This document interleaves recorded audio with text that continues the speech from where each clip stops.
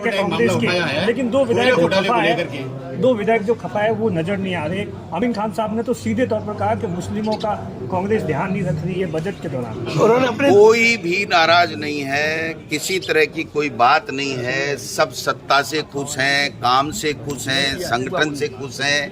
और कोई बात कहता है उसको कांग्रेस पार्टी गंभीरता से लेती है, उनसे हम लोग बात करते हैं, उनकी कोई बात होती है तो उसको हम लोग तवज्जो देते हैं, होने वाले काम सारे करेंगे, कर रहे हैं। ये सब फालतू की फैलाने की बात देखिए, ये संगठन का कार्यक्रम था, कोई आए वेलकम, नहीं आए तो वो अपनी बात, राजस्थान की विधानसभा चल रही है वहाँ भी रह सकते हैं, कोई ऐसा बात नहीं है।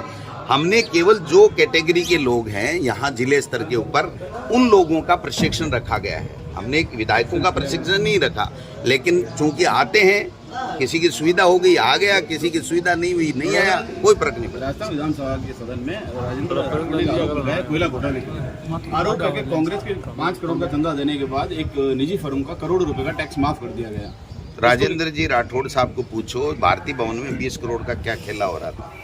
राजेंद्र जी राठौड़ को पूछो कि जब वो चिकित्सा मंत्री थे तो कई अधिकारी एफए और आईएएस अधिकारी पकड़े गए थे घोटाला करते, उस वक्त उनका क्या बयान था। आरोप लगाना बहुत सस्ता है, लेकिन आरोप जब तक सिद्ध नहीं होता तब तक कोई नहीं कह सकता। राजेंद्र जी राठौड़ साहब कहाँ गए थे, कटारिया जी कहाँ गए थे, मैं मेरे मुंह से नहीं कहना चाहता, लेकिन जब वो दोनों ही बरी हो गए तो अब हम थोड़ी कह रहे हैं कि उनके ऊपर ये केस है ये केस है। इस मामले में कैग की रिपोर्ट का हवाला दिया गया है। कैग की रिपोर्ट में वो विनोद राय जी ने हिंदुस्तान की कैग की रिपोर्ट पढ़ी थी, माहौल बना और केंद्र से हमारी यूपीए सरकार बाहर हो गई, और वही विनोद राय आज माफी मांग रहा है कि मैंने तो काल्पनिक लिख दिया था, इसमें कोई चीज सत्य नहीं है, मैं माफी चाहता हूं देश से और देश की पार्टियों से। तो ये रिपोर्टों का विश्लेषण अपनी मर्जी से करना कतई संभव नहीं है। 2G स्पेक्ट्रम की बात करते थे, कहाँ गया वो 2G स्पेक्ट्रम का घोटाला, कोई घोटाला हुआ थोड़ी था।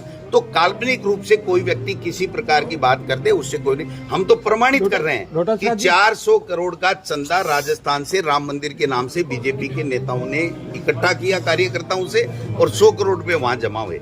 हम तो रिकॉर्डली ये कह रहे हैं कि 2 करोड़ में जमीन खरीदी और 18 करोड़ में आधे घंटे बाद में वापिस भेज दी।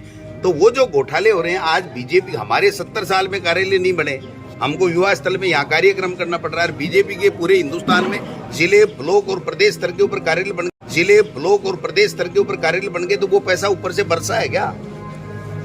तो कहना बहुत आसान है, लेकिन इसमें कोई दम नहीं है आरोपों में, सब बेबुनियाद आरोप है। सर, जो किसानों का ऋण माफी का मामला है, किसानों के कर्जे चढ़े हुए, उसको लेके हालांकि विपक्ष घेर रहा है, साथ ही साथ इस बार जो जीरे की फसल खराबी है उसको लेके कांग्रेस का क्या स्टेट है? देखिए, किसान के कर्जे माफ करने के लिए राहुल गांधी जी ने कहा था, हमने तमाम नेशनल बैंकों के अलावा तमाम कर्जे माफ कर दिए।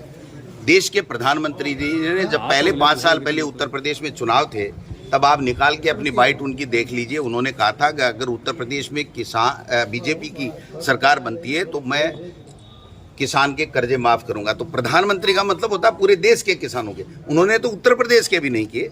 यहाँ ईस्टर्न कैनाल को उन्होंने राष्ट्रीय परियोजना घोषित करने का दावा किया था और घोषणा की थी देश के प्रधानमंत्री ने 2 बार, और यहाँ से जल संसाधन मंत्री आपके पड़ोस से जोधपुर से एक फूटी कोड़ी लाए हो तो आप बता दीजिए।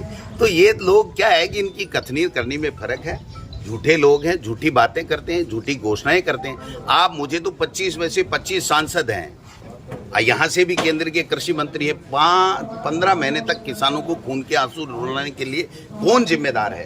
केंद्र की सरकार, मोदी की सरकार है। ये 25 में से 25 चाहे मंत्री हो चाहे सांसद हो, एक दिन जाकर के मोदी और अमित शाह के सामने मुंह नहीं खोल सकते। तो ऐसे लोगों को चुनाव जिता करके हमने भेज दिया, आज हम उनकी तरफ देख रहे हैं कि एक दिन तो जाके कह दो। आप हमसे तो सवाल पूछ रहे हो कि साहब एक विधायक ने या 2 विधायक ने अपने एरिया की बात कर ली, उसका हक है, राजस्थान की विधानसभा में सबका हक है, लेकिन ये कह सकते हैं क्या लोकसभा में 25 में से 25 सांसद की साहब प्रधानमंत्री जी आपने ये घोषणा की थी, ये उसको परवन को राष्ट्रीय परियोजना करने के लिए कर दिया क्या उन्होंने? एक नहीं कह सकता।